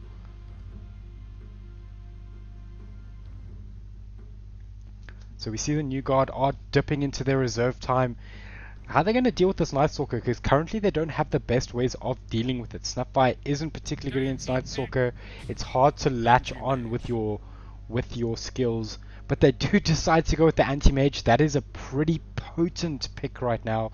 It was banned last game, but it looks like we're going to have it this game. So very interesting to see what they do with this hero.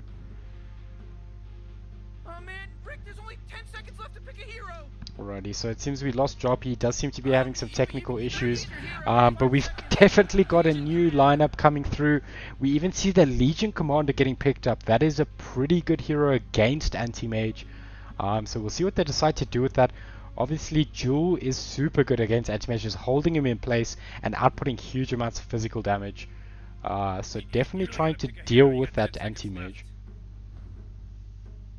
Yeah, 5 seconds left now.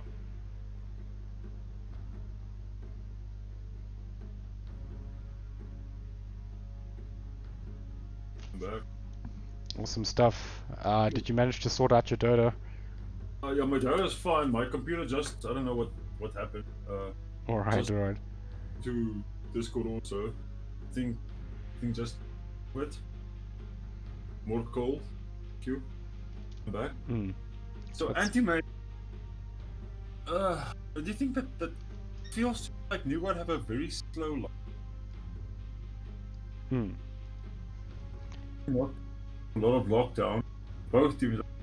Yeah, I worry about this anti-mage pick. I know anti-mage is super good at the moment, but you're against Night Stalker and Legion Commander. They're super good at controlling the anti-mage, and in fact we see the Timbersaw being picked up.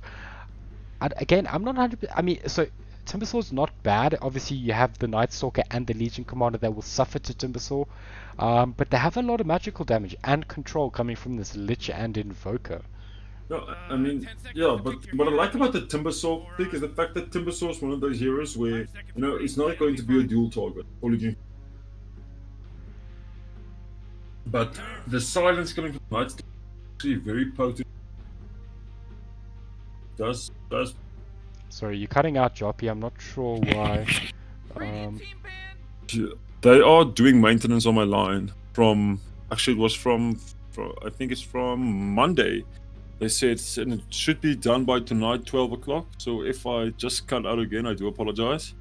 That's alright. It does seem to be better now and seems fine. It looks like we are seeing the Void Spirit and Zeus being banned out. I think Zeus being a very strong hero at the moment.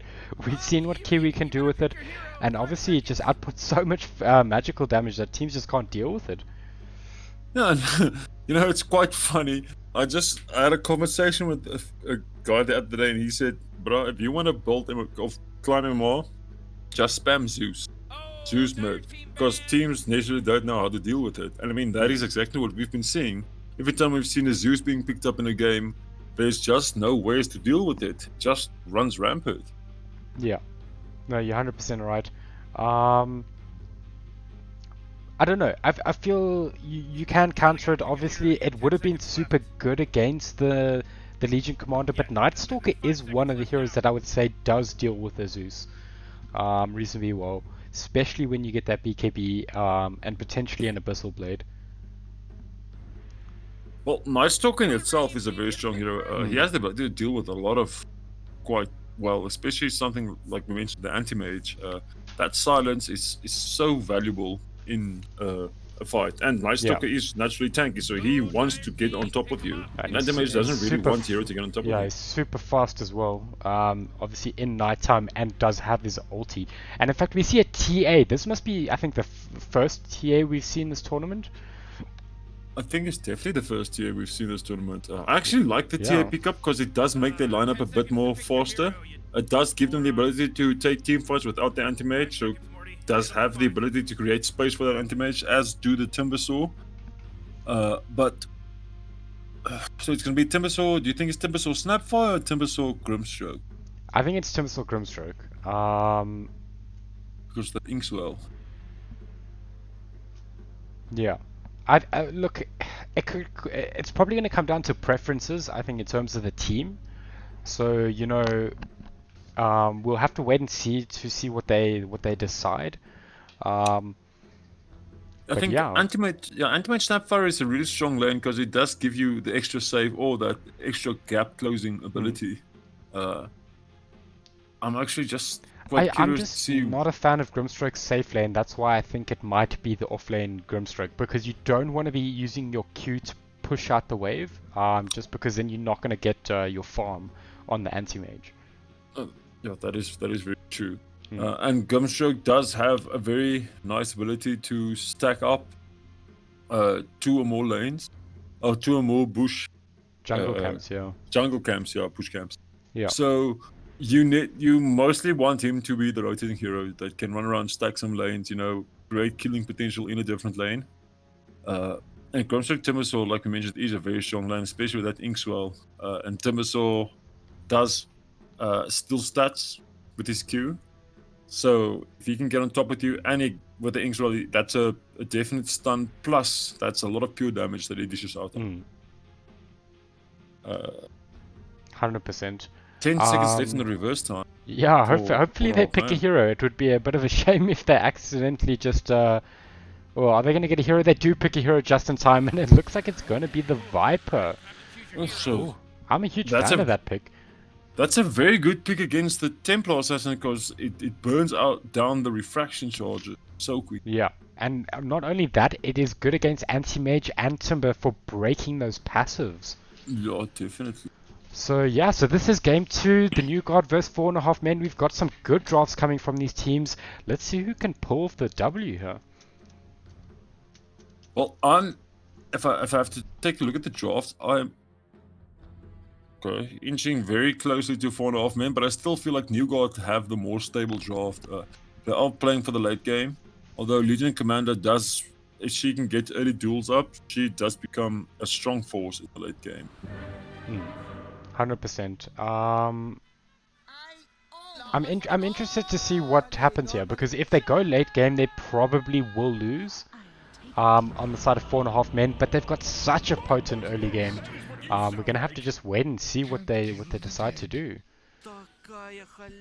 Hopefully, this game will last a bit longer than 30 minutes. Yeah, we'll see what Because- happens. But I think this game could potentially be over in 30 minutes if the 4.5 Men have a good game. You know, with their lineup, they have an insanely potent first sort of lineup.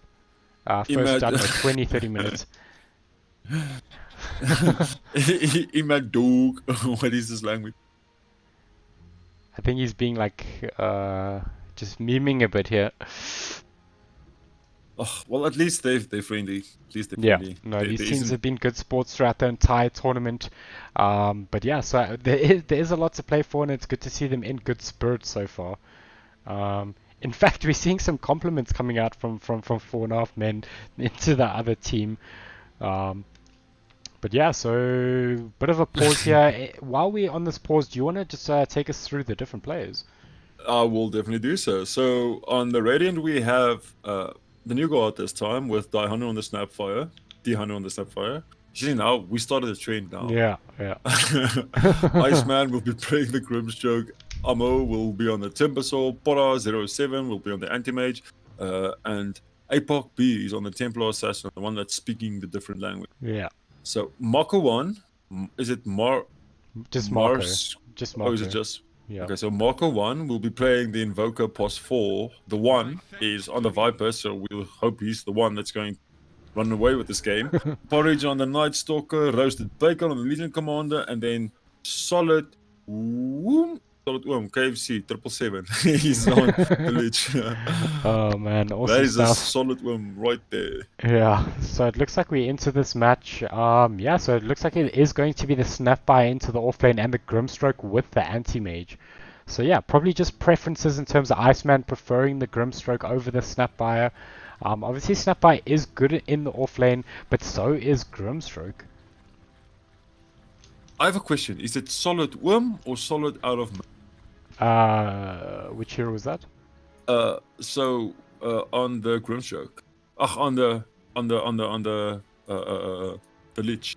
So it's On the solid Lich. OOM. So is that Oh. worm or out of mana?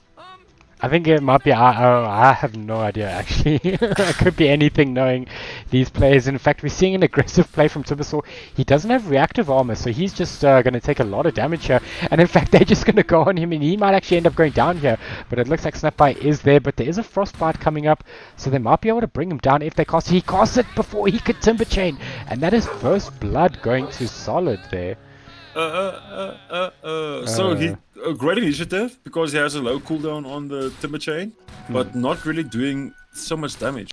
I still feel like a value point in the reactor armor would have been better since he was being right clicked down. 100%. I think you're right. I think potentially being a bit aggressive there, thinking he could survive there. But that yeah, is- if you don't go reactive armor, you probably won't. And that is 3 bounty runes going to the side of the 4.5 Men though. Yeah, so pretty good start from them so far. In fact, they are going to be sending the Legion into the offlane and sending the Night Stalker bottom.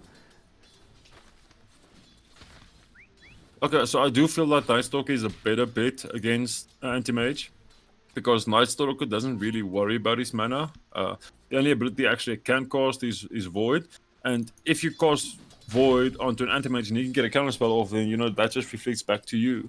So Yeah, opting for the Legion Command in the safe lane is a much better bet, I would believe. I think it's pretty even because they both output reasonable physical damage. Obviously, you want to use Void for those last hits on the range creeps. And same with Legion Commander. Oh, but we're actually seeing an initiation onto the Invoker, but he does cold snap up the Grimstroke. And in fact, they're being super aggressive in this lane. Yeah, and we see Grimstroke is still behind there. He's going to take a few extra hits from the creep wave now. Showing the creep wave where I think this is not the correct place he wants to be. He does get voided up. In fact, there is a cold snap coming up, so we'll see if they decide to chase this, but they do not. In fact, they actually got the Grimstroke technically pulled the wave for them. But yeah, but bit of awkward plays there. In fact, the Invoker looks like he could be in a lot of trouble. The Inkswell is going to pop, and he is probably going down there. And that is the Anti-Mage picking up the kill onto the Invoker. No, so very well played. So we do already see this Inkswell coming in with the Anti-Mage, sorry. Going to do a lot of damage. And what I like about this lane is the fact that if he casts Inkswell and Anti-Mage, he can blink onto any hero, and then the Inkswell will hit. That is true. It is something they need to think about. Obviously, Invoker should be able to deal with that when he gets a couple levels. Obviously, going the Quartz Wex build. Yeah, so we'll see what he decides to do here. But he should be able to get the Tornado and stop that Inkswell. I'm actually not a big fan of this whole Timber Chain pickup. The Timbersaw. From the Timbersaw, yeah. I still feel like Willing Death would have been a lot better bet in this lane. Definitely. Because it does do marginally more damage with Timber Chain. Both are pure, but you do remove stats with Timber Chain, and that's very strong against Legion. That's the big thing. And obviously level 1 Timber Chain isn't particularly long, so it is actually still a challenge. Well, so far, let me just go check out the last hits and tonight. So far, the Timbersaw's not doing too bad against the Legion Commander. They're both sitting on the same amount of lost hits. So even with the Timber Chain, he did opt to take a second level reactive armor though. Which isn't too bad, but he is actually getting brought down low here, but he has got maximum stacks and a double stun coming from the Snapfire, and in fact they are going to try and go into this Lich. Lich is potentially going to go down here. He's one last hit away and he does go down. So yeah, sure, and in fact Night Stalker going down in the bottom lane. This Anti-Mage just looking so strong right now. Especially with that Inkswell. I think they did have Tornado, just had no mana for the Tornado. I think he did use the Cold Snap to try and save his Night Stalker, but we see that top lane they got another kill with the Timbersaw and Snapfire. Yeah, that's their POS 1 Legion going down, so things looking a little rough for them right now.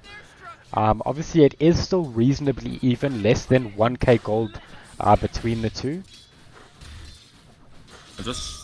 Okay, well, it does have one level in Willing Death now, so it's going to become a lot more difficult for Legion Commander to stay in this lane.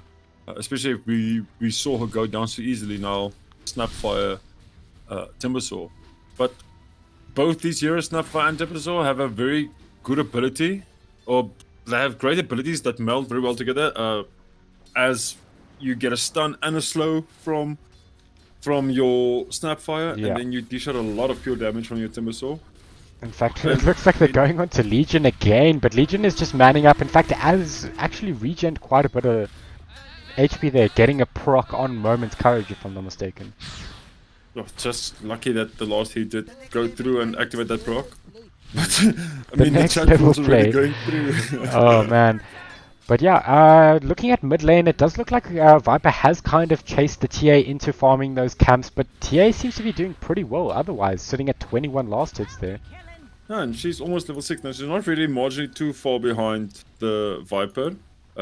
Viper is putting a lot of points in the poison attack because he knows he's going to have to battle this refraction. Yeah. And TA is already resorting to clarities just because she needs to keep the sustain to stay in this lane. Unfortunately, yeah, just unable to farm the wave. Obviously, Viper naturally just always shoves out the wave, so TA should be able to get some farm, but I mean, at the moment, it looks like TA is just running around trying to look for camps at the moment. In fact, looking at an ancient stack, an ancient camp rather, not even a stack. Well, she does have the ability to take this ancient. Is going to bring it down a bit low, but she does have a salve up. So not really too much worried about that. So the side lanes are looking a bit of a challenge for the side of 4.5 men, but their mid lane is looking pretty good because the Viper is actually topping the charts right now in terms of last hits. Radiant's middle tower is under attack. Well, the new guard do have 2 heroes on top of the network log at the moment, followed by 3 heroes from 4.5 men. What do you mean? I think it's a Viper TA Timber Night Stalker, right? Or okay, it's No. slightly changed now. Night Stalker actually went to second in terms of last hits. But No, yeah, so I'm talking about the network chart. oh, sorry, net worth. But it looks like Night Stalker is actually doing reasonably well, actually holding more last hits than the anti-mage right now, and actually has his phase boots up. Well, Night Stalker does have a bit more damage. Both of them do have Quelling Blade, so that also offers extra damage. That's early phase boost is going to help him a lot, especially in trying to get the last hits. Yeah. And I mean, even if he doesn't have mana, he can still play this lane against anti-mage because he just dishes out so much damage. Yeah. But we'll see what they decide to do. It does look like Invoker's actually rotated mid, but there's no TA to be found. In fact, they take the tower immediately. So yeah, so this mid lane's looking a little rough, and maybe they can use and leverage this to just help out the other lanes a bit now. Radiant's middle See, tower and that's the power of a Viper in the early game, is the fact that all 4 his spells dishes out a lot of magical damage. And since they changed the talent tree, he becomes a strong right clicker also. So very balanced hero. Yeah. Overpowered at the moment. In fact, we're seeing a bit of initiation top, and we are seeing this Snapfire potentially going down. It does look like Snapfire is potentially going to drop. Oh man, the one just saving Snapfire there, but it looks like Viper's going for the kill, but doesn't manage to find it. So a bit of an awkward rotation right now. No, Snapfire did almost expend all the heals just to keep herself alive there. Yeah. Viper has resolved to go back. He did notice that TA did run back to this lane. TA did pick up a DD now, Dire's middle tower and it looks like she is going to rotate into the triangle. Yeah, I mean, well, it's this is pretty safe here. It is pretty safe and it's pretty strong. She does have a DD, so she can run through these camps quickly. Yep. Picking up level 8, obviously having 4 points in refraction though, so not too many, but it does look like the Invoker and Viper might even find this tier here. It looks like they do find the tier, but can they actually bring down the tier? It looks like tier does have meld, but they lose Legion in the top lane. There's a TP coming from the TA, so she will get out of there. That's a very well played from the TA. She took the hard camp and the ancient camp, trying to get maximum value out of that DD. 100%. But yeah, so this Timbersaw seems to be snowballing a bit out of control right now, so I don't know how they're going to deal with it. Obviously, they could potentially look at going Spirit Vessel on one of these heroes, potentially Invoker. Well, the Timbersaw is building towards Lotus Orb, so that's a very nice way to remove the Spirit Vessel, because it is a debuff. Radiant's courier got killed. But yeah, like you mentioned, he's going to come to a point where he's just going to start running out of control. I mean, he's chasing down this lich, but it looks like the Cold Snap is onto the Timber. They actually cancel the Timber Chain, so they can potentially bring him down. Are they going to be able to get the jewel? Do they get the jewel? No, there's a Timber Chain there.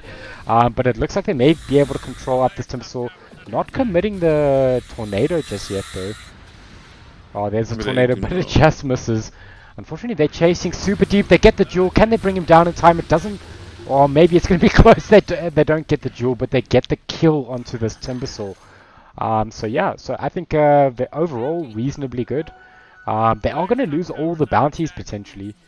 Well, that is a lot of time that Timbersaw wasted the opponents. I mean, they were chasing off team for at least 30 seconds, which is nice because that creates a lot of space for your anti-mage. So potential ganks that could have gone to the safe lane. Well, speaking of space, this TA is actually topping the charts in terms of net worth right now, sitting at 59 last hits, in fact 60 last hits right now, so that is good space for him to come back into this match. Definitely, and she picks up a haste rune, so I actually like to see her, just run back into the enemy jungle and just farm those camps, because she knows nobody's going to farm them at the moment. And at this point in the game, you do take the safe farm, and you don't really want to be caught inside your bush. Yeah, so it looks like they do lose the Lich in the top lane, just Timbersaw and Snapfire doing so much damage. But they're only 1k ahead though, and they are up in terms of kills. So not too far ahead, even though they are getting these kills. Oh, you. Then it just turned daytime again now. So Night Stalker. I actually would have liked to see Night Stalker rotate during that nighttime. Did opt to rather stay in the lane. Not doing too bad against the anti-mage. Only 300 net worth beneath him. So it's another matchup like the previous one where both these heroes don't really bully each other out of the lane. So getting decent form, but we do see rotations coming onto bot now. Yeah, but it looks like they are. It's a tough kill onto this anti-mage without the Night Stalker nighttime. But yeah, I've seen quite a lot of Night Stalkers not rotate in the first night just to get up their first item before they do. So he is going for the Echo Saber build, obviously trying to output that physical damage. No, and he does. What I like about the Echo Saber is that it gives you that extra bit of attack speed, or not really attack speed, but that viability during daytime, because it's quick succession of right clicks. Yeah. So Dyer's middle tower we is see under most attack. Night Stalkers go straight for the Abyssal Blade into Vlad, but Yeah. in this game, I'm actually liking the fact that he's going for the Echo Saber first. Oh, so we are seeing an initiation onto bottom. It looks like Viper's actually just diving this tower. And in fact, they're actually going to go into this Viper, popping the Grimstroke ulti, but there's no one around him. And in fact, Snapfire just using the ulti there just to output all that physical damage. Wow. I mean, sorry, magical damage. And in fact, they are going to try pick up more, but he ultis the Invoker who had full mana there. In fact, we are going to see a bit of an initiation. It looks like Lich potentially will go down, and maybe the Invoker, indeed, he goes down. Oh man, this fight's not looking good. Don't know where Diano shot that scatter blast, but he missed the Invoker by a 90-degree angle. I think he wasn't expecting the Lich to die. He wasn't thinking that his cookie would hit the Lich. Well, very well played from the New God to turn that fight around, even though they were initiated on. Like you mentioned, Viper did overextend just a little bit too far, fighting behind the tower with none of his. Okay, he had his teammates close by, but they couldn't really help him once he got Unfortunately, they would have had to counter-initiated on. have dived. And that was without the Timbersaw there. He's just been freely farming this top wave. And like you mentioned, he's going for that Lotus Orb, which is kind of scary right now. No, Timbers with the Lotus Orb is always scary. I mean, you can't target him with spells, plus he has a debuff. So he buffs himself and he debuffs whatever you put on him. So a very strong item at the moment. I feel it's like one of the ST items that a lot of people overlook nowadays because of, you know, it's like BKB. You don't really always want to build a BKB because the stats you get from it isn't very nice, the damage is very nice, but once you complete it, you do get a great spell immunity, so that's a great ability to have on an item. But in Afrikaans, we have this thing where we say moeite. It's moeite. It's effort to build a BKB, and that's exactly the same with Lotus Orb. It's effort to build the Lotus Orb because you don't really get very good stats from it. But it's a super effective item, and funny enough, I actually was curious, does Lotus Orb reflect duel by any chance? No, it does not. Okay, because so that would Lotus be quite Orb, crazy if there was a double duel going on, because I know that does happen in certain scenarios.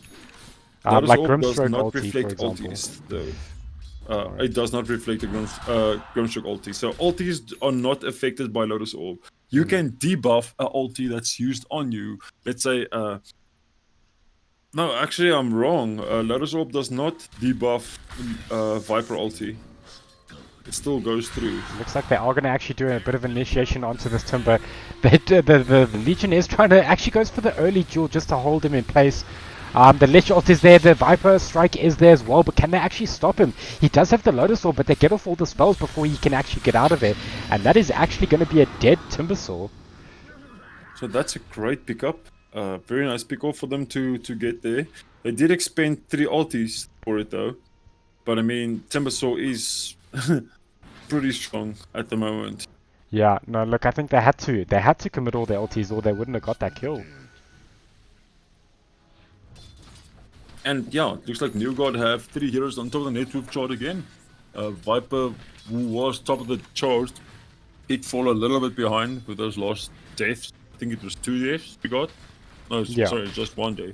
So hasn't been farming a lot, just leaving it for his Night Stalker and Legion. Not really opting to take away their farm. We do see a bit of a smoke here onto this anti-mage. They really want to bring him down before he gets this Battle Fury because he is super close to it right now. But do they have enough control for him? They are going to pop the silence. He won't be able to blink. This could potentially be it. He is going to potentially lose a bunch of mana, but he should get his blink off here. But he doesn't blink potentially far inside. Maybe not far enough here. They do actually cancel the TP. Can they actually stop him? It looks like they do stop him from getting out, but he is able to blink. Now opted to get level 4 blink instead of the earlier counter spell. So just couldn't stop him in time. Not stop him in time, not bring him down. So that is, unfortunately, that will be the Battle Fury going towards the anti-mage. It's actually 100 gold shy from it. Yeah, look, it's not the fastest anti-mage Battle Fury ever, but it's still pretty good. And I'm kind of worried that how they're going to be able to deal with this anti-mage if he gets really farmed. Yeah, the thing is, anti-mage did have to go ring of regen first just to get the extra bit of regen into his lane. So that put him a bit behind by a minute or so. But still, he just picked up his Battle Fury. This is where he just goes into farming mode. Like Tappet says, farming simulator. Yeah. And the thing is, a Legion commander can't really outfarm an anti-mage. Oh, looks like we're going to see a bit of initiation bottom. They're trying to go into this Grimstroke. The Mortimer Kisses have been popped, but it doesn't look like it's actually going to bring anyone down. It looks like Timber will bring down the Invoker, though. But that's quite a few ultis committed to bring down just the Invoker. They're actually going for more. There's a Cookie. He's going to be full-staffed right into the rest of them. And in fact, that could be the end of Lich as well. That is indeed the end of Lich. And we do see that the gold loot is increasing ever so slightly on the side of New God. So it almost looks like we're going to see a rerun of the previous game. Well, but I wouldn't say that... The funny thing about the previous game is that they had more net worth at this point. But this game, they have definitely more kills than their opponent. Because it was a lot closer in the last game in terms of kills, but they had so much farm. Yeah, and what I like, what New God is doing is the fact that every time it's nighttime, they initiate onto Fawn. So they don't wait for the Night Stalker, to come and initiate in a lane. They say, okay guys, it's nighttime. The only way to deal with a Night Stalker in nighttime is we jump on him. Yeah. Don't let him jump us. And so far it's been working out for them. Yeah. We'll see. It looks like Legion is reasonably farmed right now. It does have Blade Mail and almost Blink Dagger. So he should be able to output a lot of damage. Well, so far he is lacking a duel. Yeah. They'll probably pick the first duel up pretty soon. As soon as he gets a Blink Dagger. It is being flown out to him by the courier now. So I'd actually like to see them smoke up now, because that is a huge timing for Legion Commander. Yeah. Smoke up and try and look for the pick-off.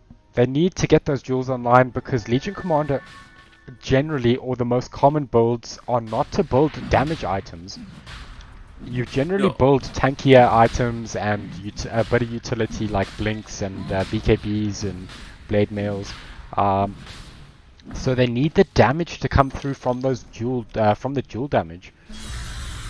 No, Legion Commander is also one of those heroes that her damage scales very well into the late game, so she's always going to have marginally good damage. But I mean, dual damage is just so overpowered. Oh, we're going to potentially see the duel, and it is a double duel with the Lotus Orb.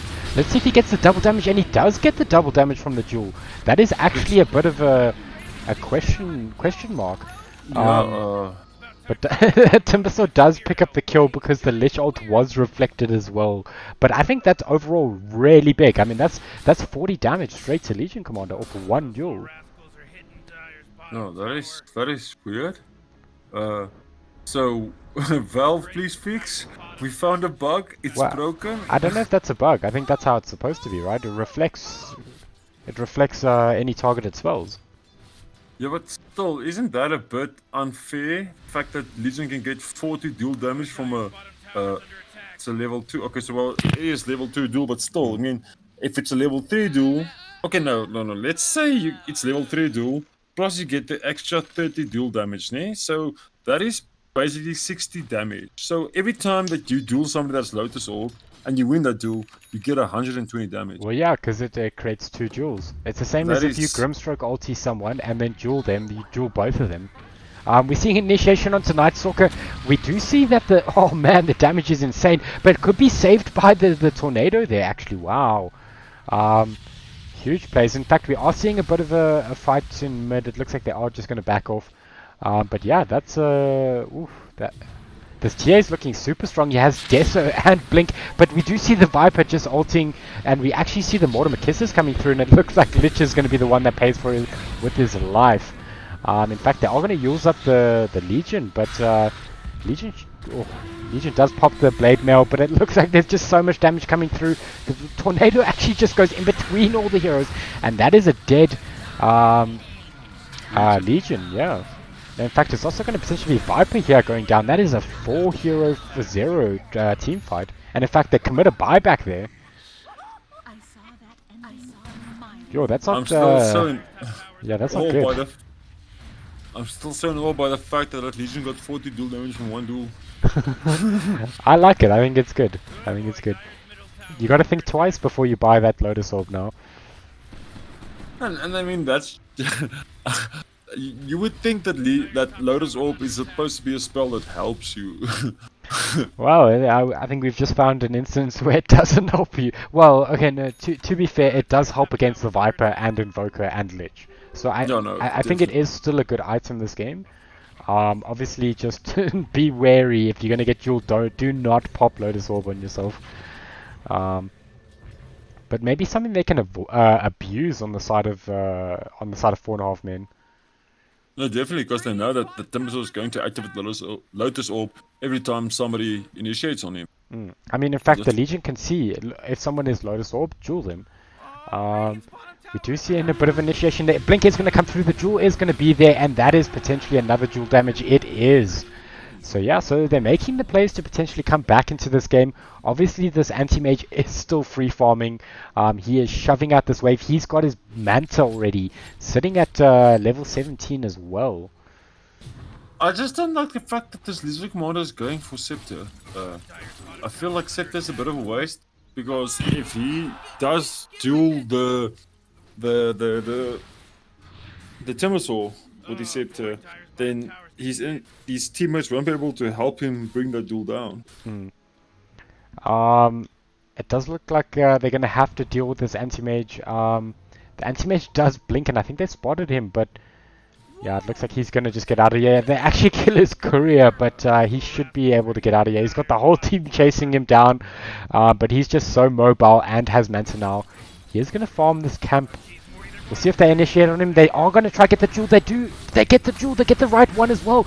Can they bring him down here? It looks like they might be able to. No, it looks like... In fact, there's more control coming in, but they need to get the silence onto him, and he blinks out of there. And in fact, the Mortimer Kiss is coming through and potentially picking up Lich as well. So unfortunately, not a good fight for them. In fact, Legion's going to go down the Inkswell onto the TA, stunning up the Legion, and in fact, Invoker is also going to go down here. Oh man, that gank just not working out for them. Yeah, and so the New Guard are running away with this game again, like the previous game. They are 14k gold ahead, but I wouldn't say it's completely lost for 4.5 men just yet, because my carry gaan my kick not die. So these guys are still going on with the friendly banter. I feel like they are not choosing the right dual target at the moment. I don't know. They're just lacking damage to bring down this anti-mage. And obviously, he's just had a free game so far, but they need to deal with him. We'll see that... Oh, he's got Lotus Orb on him. Can we see another duel coming through? It doesn't look like Legion is going to go for that. In fact, Legion wasn't there yet. The thing is, Legion should rather choose a more squishier heroes to duel. In fact, talking about that, we see the anti-mage actually going down to the Legion Commander. So... I mean, that was on his own, so maybe this could be good for them. In fact, they are going onto this Timbersaw. It looks like they might be able to bring down Timbersaw, but they're going to lose one there. But they do pop the Lich ult, and in fact, yeah, Snapfire potentially finding himself in a bit of trouble. In fact, the Grimstroke going down. In fact, we might even see 4 heroes go down here, and one of them being the anti-mage. So, like you mentioned, this game's not over in any regard. That was a very well played Legion Commander to get that solo kill on the anti-mage and get that 20 dual damage. I seriously did not expect that. I mean, they couldn't even bring the anti-mage down bot lane when there were 3 or 4 heroes hitting him. Yeah. But that blade mail proving to do a lot of damage. Yeah, well, as anti-mage gets more damage, it's just going to hurt more and more. No, that is a fact. That is a fact. And this just runs past this poor bounty. They didn't even notice that there is still a bounty up there. I think he's so focused on the push that's happening mid, he's just, in fact, what is he doing? I'm not 100% sure. Okay, he does go back for that bounty. He But did yeah. blow up the ancient so that anti-mage can't farm there. So looks like that is the strat he's gonna go with. You know, just close down his stacks for him. Close down his camps for him. Oof, I think it might be a bit late because anti-mage can choose and pick and choose where he wants to farm right now. Just want to check his talent tree quickly. So he did opt for the blink cast range. So that means he doesn't have to run so far to the camps the whole time. So yeah, like you mentioned, he can choose ones to farm because he can blink immense distances. I mean, he's going to probably farm your ancient camp. But I still commend the effort. I think, you know, it's better than doing nothing. You know, if you're a support that can't catch the anti-mage, block his camps. Block some camps, you know.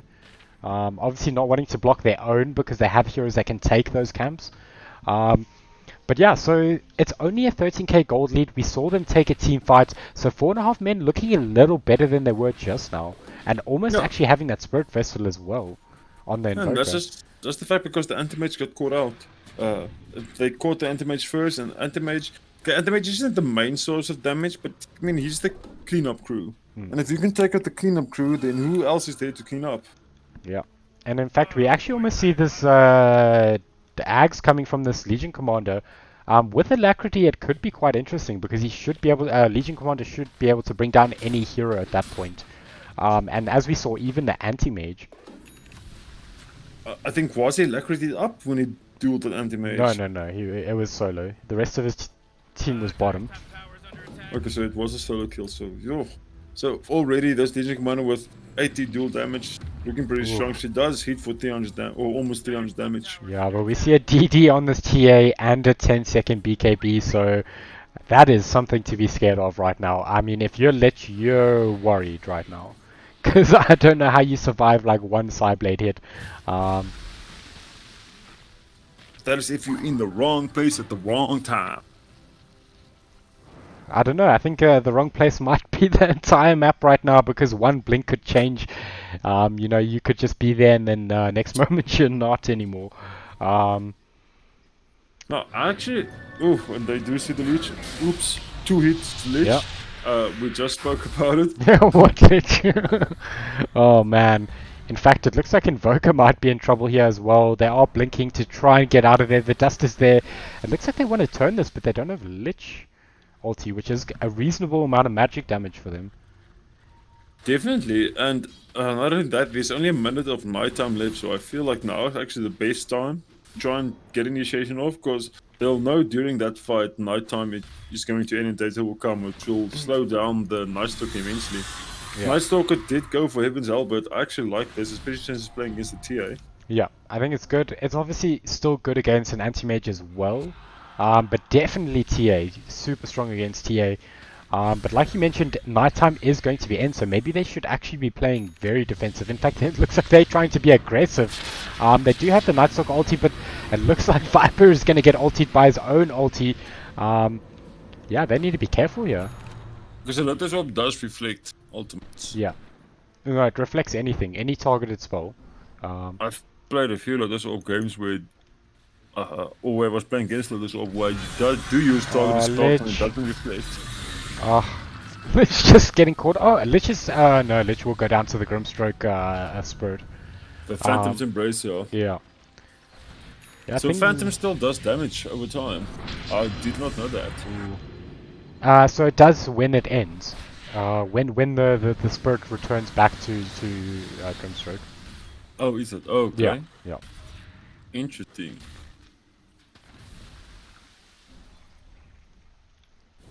So it does even look though... like, yeah, go ahead. Oh, yeah, so even though that the new one have a 16k or 15k advantage, it doesn't really look like they have the complete overhand of this game. There is initiation. TA pops the 10-second BKB, but is in actually a lot of trouble here. In fact, they are chasing them down. The Grimstroke ulti didn't do too much.